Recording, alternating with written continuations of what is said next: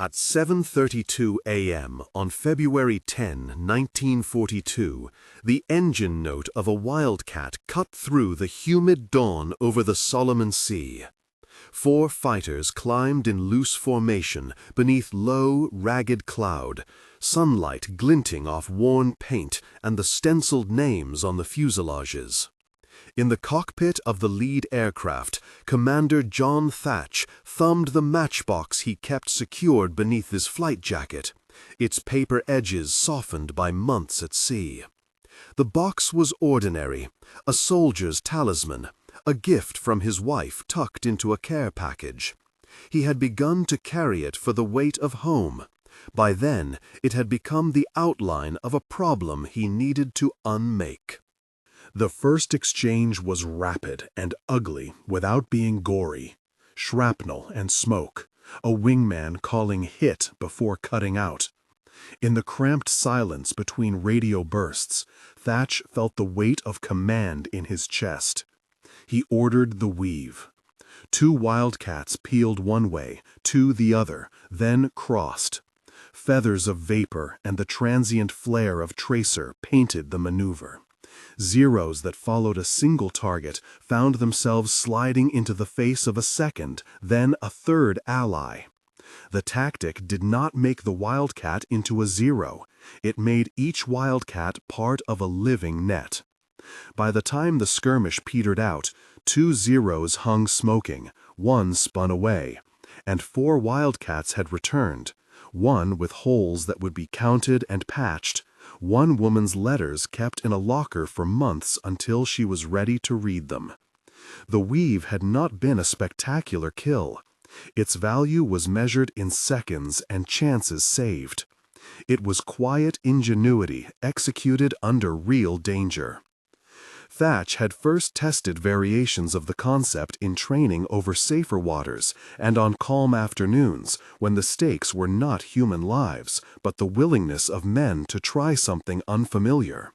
The matchbox, an item so trivial it was almost contemptible, became the demonstration tool on the briefing room table. He would lay down 2 matches, slide them together so their heads crossed, and he would show how 2 aircraft could trade positions and fire without exposing their mates 6 o'clock. Men laughed at first. Some frowned and asked for more rigorous arithmetic. But when the models were fitted on the board and the men flew the motions in formation, the laughter slackened into attention. Between those early trials and actual combat, there was resistance. Navy command was not uniformly skeptical, but doctrine does not change because a single man draws lines on a blackboard. There were reports and memos, the slow machinery of senior officers and carrier captains who measured risk differently when they were afloat compared with the man whose name appeared at the bottom of a page. Thatch's briefs had to translate match-level intuition into numbers officers trusted. He pointed to histories. In 1-versus-1 engagements, Wildcats had suffered. 43 Wildcats, he could say plainly, were lost in circumstances where a tactical idea might have made the difference. He turned that raw statistic into urgency. Small, stubborn pushback kept the weave in limbo. "Too neat on paper," one captain said. "In actual combat, lines blur," another replied. Yet the men who flew under Thatch's patch were less concerned with neatness than with not being shot down. The weave offered a method that minimized exposure, and when the squadron practiced it until muscle memory replaced doubt, its truth was on board and airborne. The next months were measured in skirmishes and briefings. On June 4, 1942, the world would be tested in a way that made doctrine urgent rather than theoretical. Midway would be a crucible where innovation and fate met. But before that, Thatch's method had to be taught, refined, and defended in smaller battles where lives were cheap to the ledger and expensive to the people left behind. He kept the matchbox with him through it all, a trivial anchor against the larger chaos. Training scenes looked ordinary, but contained everything. Men crowded into dim ready rooms, maps puckered at the edges from being rolled and unrolled. Thatch drew arcs on the board with white chalk, the dust flicking off like a hush. He spoke in short, functional sentences. 2 pairs, he would say. Keep your eyes on your mate. Trade when you must. No lone chases. He demonstrated with a rapid scratch, pushing 2 small wooden dowels across the table so they overlapped like the heads of matches. The dowels clacked, an audible metronome. Those who flew had seen aces in newsreel footage, had read about the Zero's aerobatics. They wanted to know how they might blunt that edge. Thatch gave them a geometry of survival. Pilots who learned the weave talked about its rhythm. It was less a stunt than a conversation in the air, an exchange of trust measured by seconds. "Call your cross," one pilot would report. "I've got him." The language was terse. That terseness saved lives. Radio calls remained short. Bogey high, 3 o'clock. Weave on my mark. Then, in the breath between detection and contact, mechanics of position and speed recalibrated human reactions. The weave did not always succeed. There were days when numbers, weather, or a single misstep turned the weave into a tangle. Losses mounted, each one a private weight. Thatch received letters from wives and mothers and sometimes sat alone at night with the matchbox between his fingers, counting what he could not alter. He believed, with a stubborn sort of humility, that the right tactic could avert needless death. He was not a man of slogans. He measured the world by what a pilot could do in the next 10 seconds to survive. The chronology of battles that spring and summer turned the weave into a repeated experiment. On June 4 at Midway, aircraft maneuver and doctrine collided on a larger stage. June 23 and July 7 saw skirmishes where the weave would again be applied, tested by opponents who adapted as the Americans adapted. Each engagement added a data point to the argument Thatch had to make to his superiors. Here is a method that works enough to matter. Beyond the cockpit and the chalkboard, Thatch also contended with the moral arithmetic of command. He did not desire glory. He wanted men to come home. When a wingman's return was delayed in the sick bay, or when a funeral roll was read on the deck and a hat left on a crate like a ghost, Thatch measured the cost of each tactic in faces and names, not statistics. That focus made his advocacy urgent. The weave entered the lexicon of dogfight tactics, not as an edict, but as repeated success. The men in the ready rooms taught it. The men in hangars taped diagrams to bulkheads. And the men flying went into the air knowing there was a method they could count on. Not all victories could be attributed to a single maneuver. Carrier tactics, intelligence, and sheer luck intertwined with pilot skill to produce outcomes. Still, when an after-action board convened to analyze a hard-fought engagement and concluded that training had saved lives, the weave received the attention it deserved. It was not a secret weapon. It was a stubborn solution to a stubborn problem. On a quieter day, months later, Thatch walked through a hangar and stopped at a small briefing table where new pilots fumbled with dowels and maps. He watched a young lieutenant set 2 markers and then hesitate. The lieutenant's hand trembled not from fear of the enemy, but from the weight of responsibility. He had friends who would fly with him. Thatch did not offer speeches. He reached into his pocket and without ceremony placed the matchbox on the table. The gesture was brief, private. The matchbox's paper edges were now familiar to so many. The lieutenant looked up, nodded, and began again.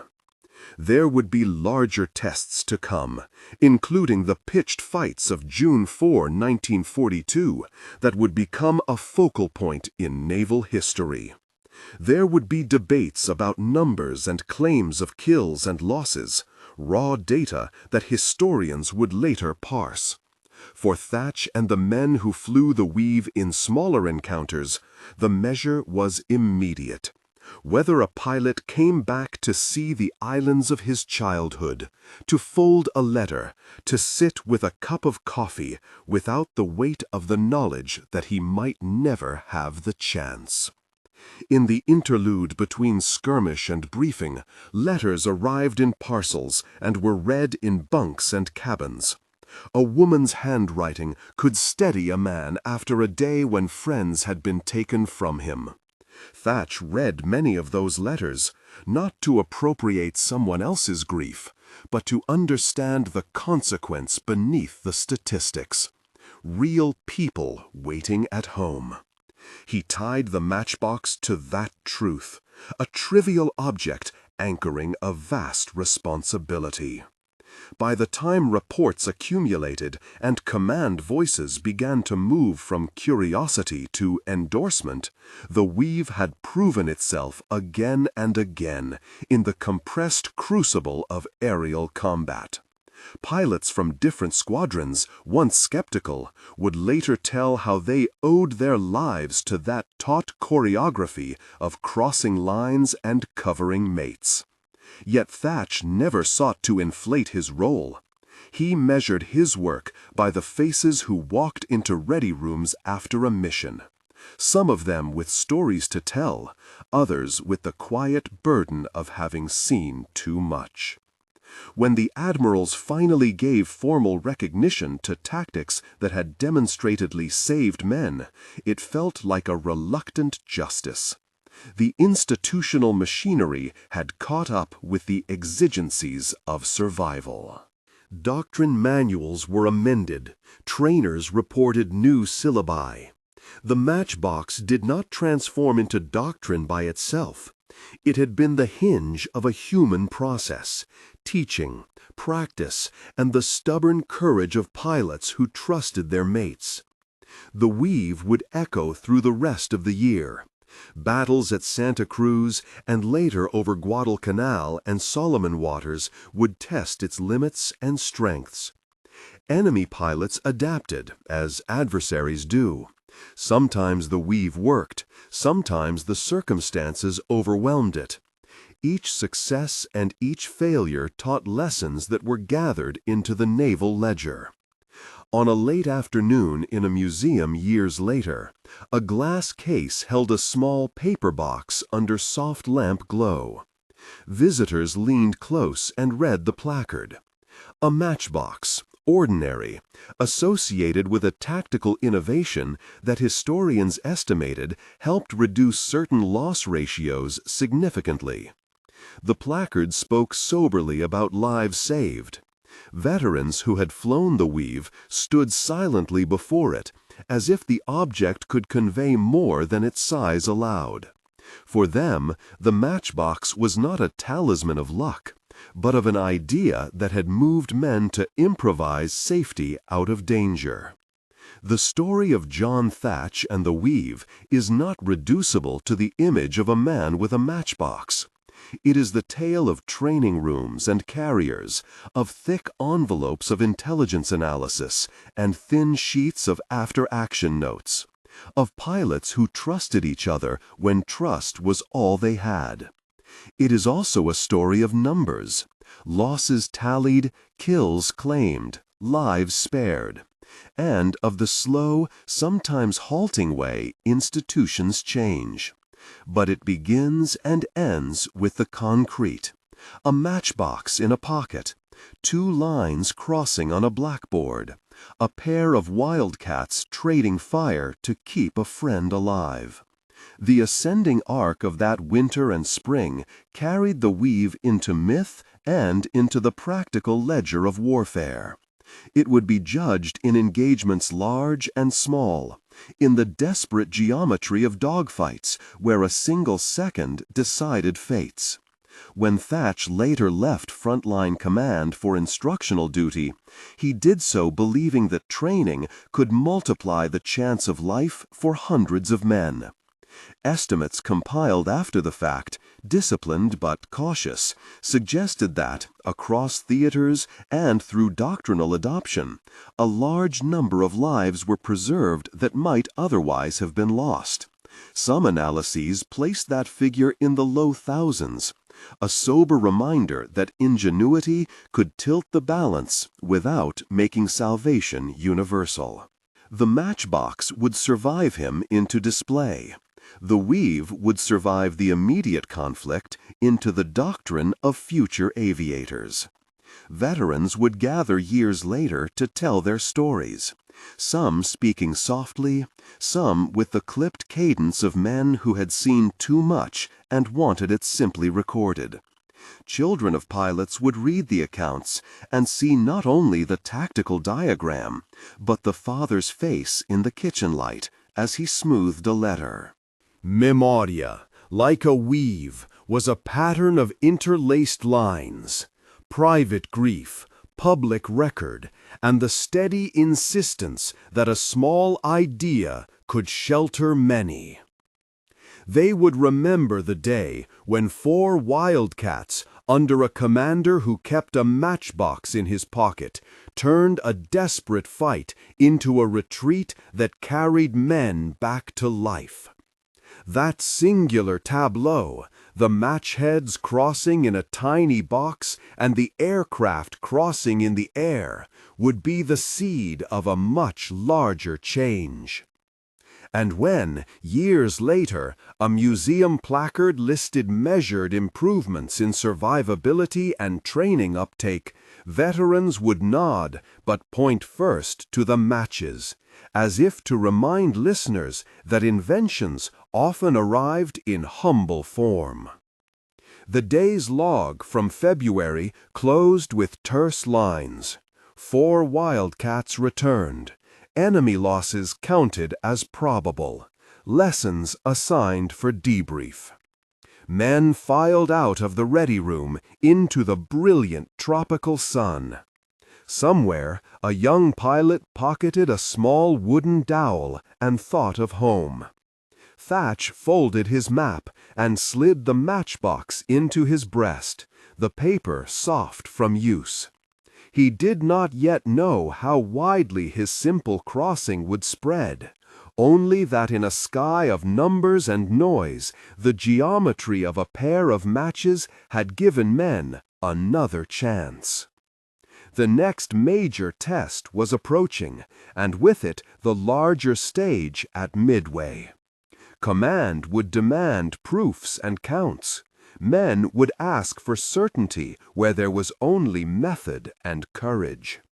Thatch would be called to teach more men, to explain in brief, direct phrases the movements that had saved lives.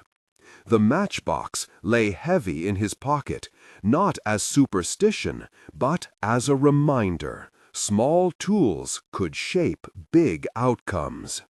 He put his hand over it once more and stepped toward the briefing table where new pilots already waited.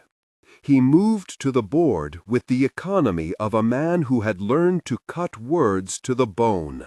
The room fell quiet. The new men were not yet veterans of waiting and loss, but they had learned to listen to the cadence of authority.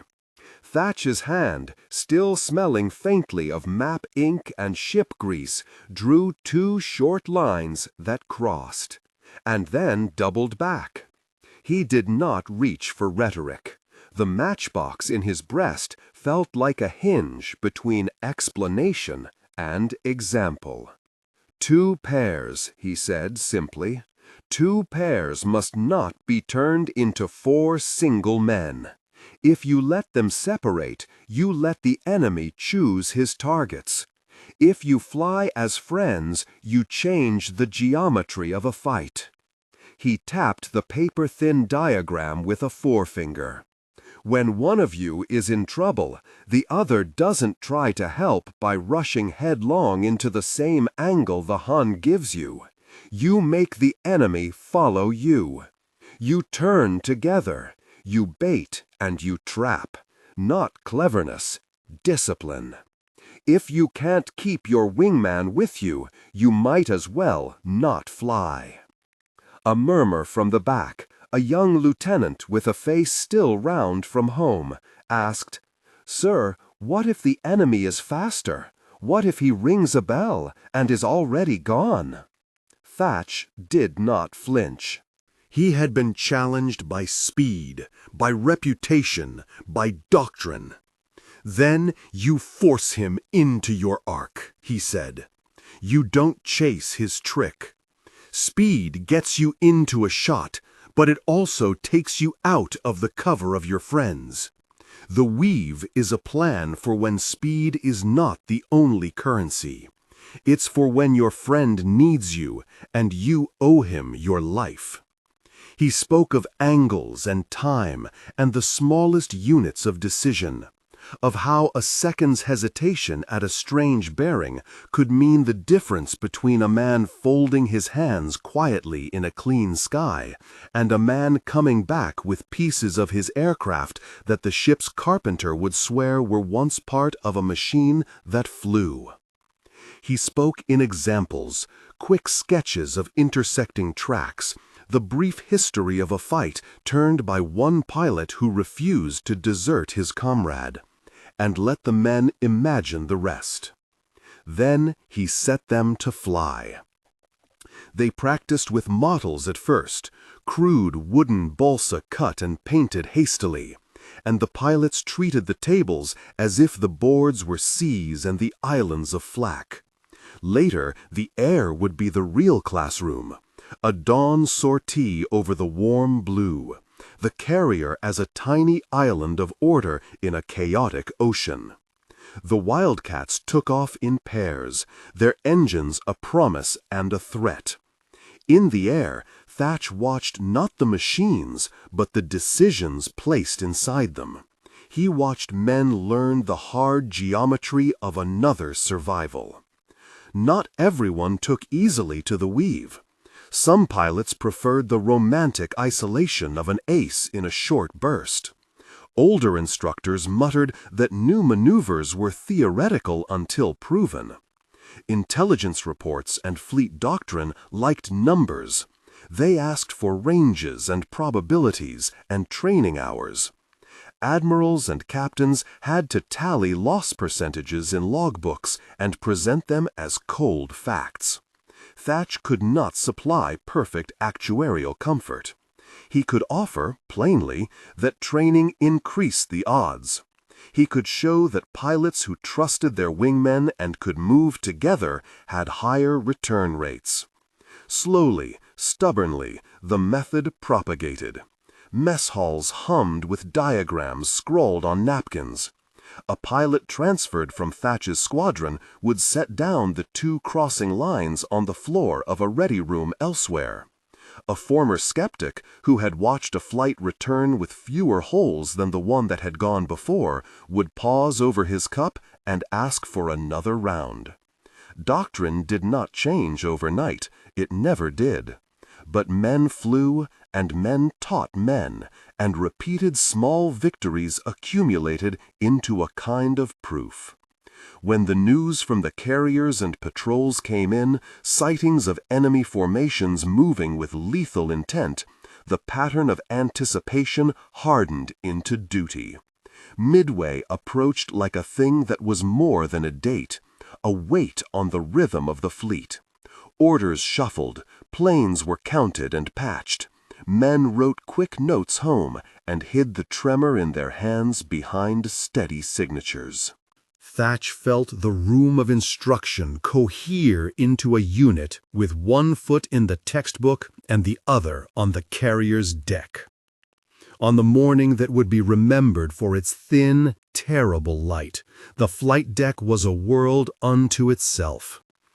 Sailors moved with mechanical grace. Fuel and armament made a smell of oil and promise.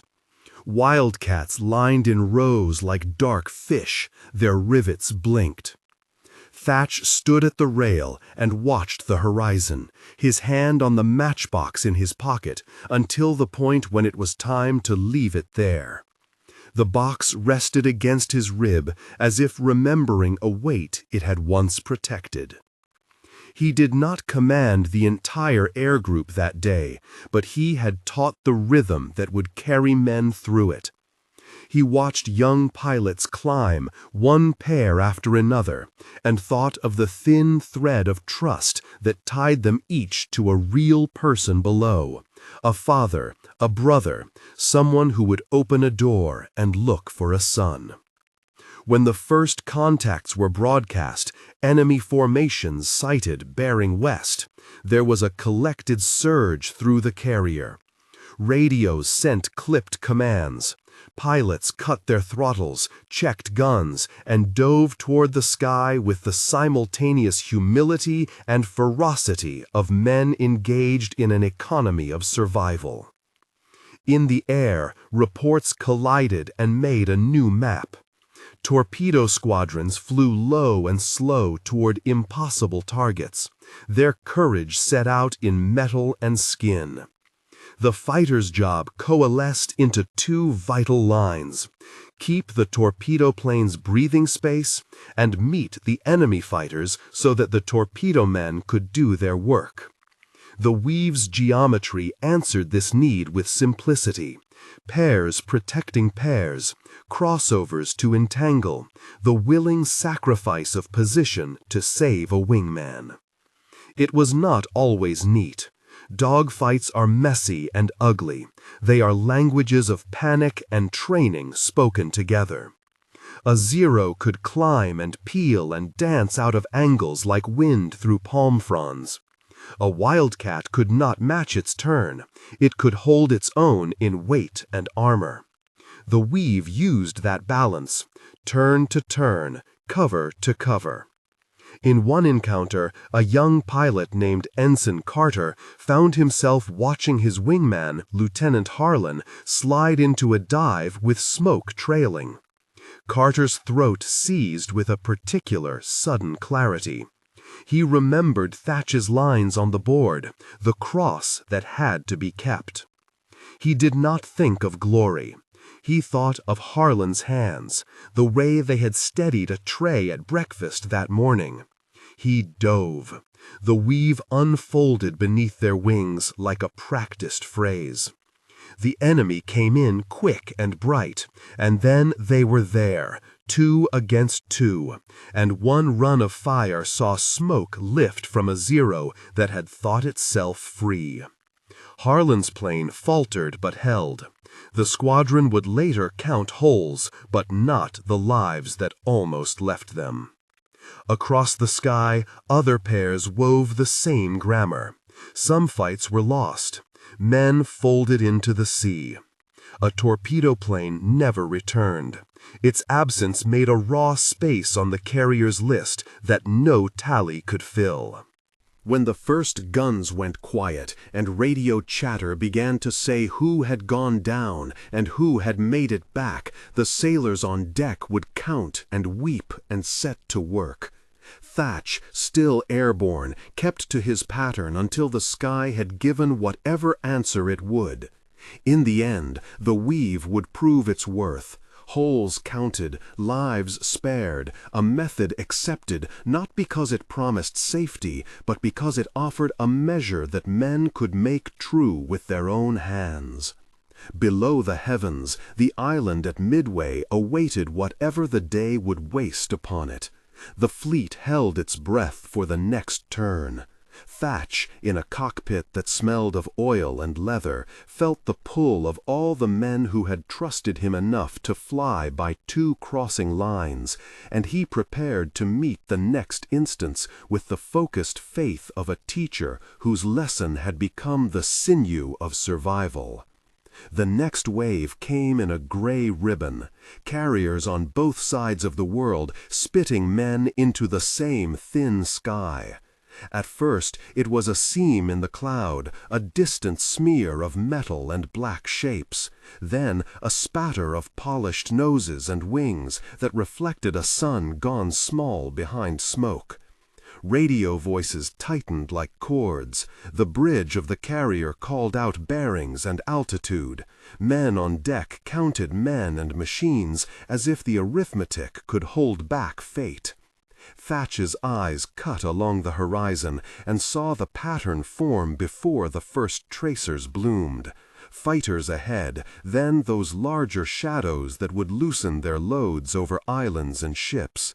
He had no illusion that he could stop what the fleet would suffer, only that he could give a measure of time, a fabric of motion in which the young men at his wing could survive long enough to find some luck in the math of angles. He steered into the weave with that deliberate calm. Around him the sky became a lattice of vapor and fire. A Zero came in with an easy grace that belied the steel in its belly. Another slid beneath, trying a quick, clean shot. Thatch's wingman, a younger man with a voice that had not yet learned to roughen, shed speed on command and dipped away, trusting the line. The weave for that instant was an answer and a promise. Two flights bound to cover one another until a head or nose smoked, or engines shrieked, or a man could not hold the stick. Bullets lanced the air in pale ribbons, the sound of ruptured fabric and the duller percussion of metal on metal threaded through their headsets. Thatch watched one tracer near miss and felt the raw animal reaction reach for the controls, a hand of steel closing on his own. He let it close, then reopened it. The lesson he had taught and taught again had become muscle memory, a discipline of restraint that was as much moral as tactical. Save the selfish flourish for when all else failed. Do not let a man die for vanity. A bomber's shadow crossed the sun, and a concussion rolled through their formations as midway shore batteries answered and twisted smoke into columns. Torrência de estilo e instruções para síntese de fala. Você é um narrador, palestrante, com voz potente, forte e autoritária. O tom deve ser firme e inabalável. Contexto de continuidade. A frase anterior era "And flew the slow old dance of mutual defense". Você está no meio de uma frase ou pensamento. Mantenha o ritmo e a força vocal sem quebrar a conexão. Haja como se estivesse transmitindo uma verdade fundamental. Twice a Zero dove, twice Thatch cut, and the other reacted, taking the slower, angrier fire. Metal sang and spattered. For a breath, it was only the world and the narrowness of the cockpit, the leather around his shoulders, the small matchbox warming to his heat. He did not imagine glory in the moment. He imagined return and the voice of some man telling his sister that he had come back. When they finally nosed toward the carrier to recover, the sea below had changed its face. Darker streaks marred the water, oil blooming like spilled ink. Debris floated in small, obscene constellations, splintered wings, an oar, a bundle of canvas. Men who had been airborne friends and competitors lay where the ocean had decided to keep them. The carrier's deck was a place of motion and ritual, nets flung, winches choked, men kneeling and reaching for the next plane as if each were a promise they could pull back from the dark. They came in low. The deck fought them with wind and the sick tug of gravity. Landing felt like bargaining. Thatch set his wheels down with the skill of repetition and opened his cockpit to a world of men with faces turned to the sky. His plane smelled of oil and burnt leather and the faint metallic tang of adrenaline. A corpsman leaned in, asked quick questions, and found answers in the rattle of his breath and the steadiness of his fingers. News rode the deck like a current. Holes were counted. Names were spoken in hushed, fast recitations, lists to keep track of what had been spared. Voices folded into the everyday math of casualty and survival. Somewhere below, on the island, the Marines had paid a price and paid it without much drama. They had always paid it without drama. Man on the carrier wrote it down in pencil columns and then burnt the pencil on a post-raid cigarette as if the very wood might carry meaning. In the hours that followed, in the wash of diesel and the soft clatter of tools, Thatch found himself swept into the smaller politics of life aboard. He answered questions about the weave the way a man answers what his child is like, with a mixture of bluntness and protective tenderness. Younger pilots came close, asked how he had learned such a thing, how to keep cool when everything around them wanted chaos. He spoke about measurement, about refusing the one-man heroics, about teaching the body to obey a will that was not self-serving. They listened with the kind of hunger that wants a recipe, a magic, a thing to hold on to in the storm. Yet, words on a carrier had the weight of authority only when backed by proof. The after-action reports were slow to move through channels that ran on rank and caution. Men drank coffee and argued in low voices that either praised the new patterns or dismissed them as luck. A handful of squadron commanders were quick to see the method's merit. Others wanted to return to the old bright lines traced by the pilots their planes had loved. Thack, who had taught because he could not teach, said nothing in the councils. He let the men who had flown live tell the truth. At night, when the deck lights were low and the engines in the belly of the carrier hummed like a sleeping beast, Thack walked out onto a flight deck still hot from the day. He stood alone for a time, the matchbox heavy in his palm. The island's silhouette lay blurred on the horizon, and the sea breathed its slow machine rhythm. Around him, sailors dozed, dog shells balanced on crates, a man tuning a fiddle with a private, careful hand. He thought of the men who had not come back, and of the ones who had, and he felt the kind of sorrow that was not loud, but firm and immutable, like the bone. He did not believe that a single tactic would hold the war. Nothing that small could alter the arc of nations. But he believed in the small, stubborn ethics of aviation, that two men could do more with loyalty than one could with bravado, that muscle memory could safeguard flesh. The matchbox lay open in his fingers. Two wooden heads turned to him like tiny sentinels. He snapped it closed and slipped it back into his pocket. It was, he thought, an absurd and necessary relic, a thing that said he would keep his promise. The next morning, the carriers shifted their formations like cards. Planes would go up again. Men would be asked to weave another day. Orders came down the line, crisp as a knife. Sailors prepared ammunition, patched canvas, sold coffee to jittery pilots trying to sleep. Reports from Midway were filtered through the chain of command and embroidered with the dull embroidery of official language. Enemy repulsed, losses incurred, tactics evaluated. The men who had braided their motions the day before read the words and saw instead the names, the exact sound of a radio call, the grit in a colleague's teeth. Thack briefed as he always briefed, short, exact, with an insistence on practice. He walked to the chalkboard and drew angles and arcs, not for doctrine, but for habit. Around him, the younger pilots leaned on their knees, watching the pale lines come to life. They asked questions they had not known to ask when the world was safe, and the sky merely a place to pass through.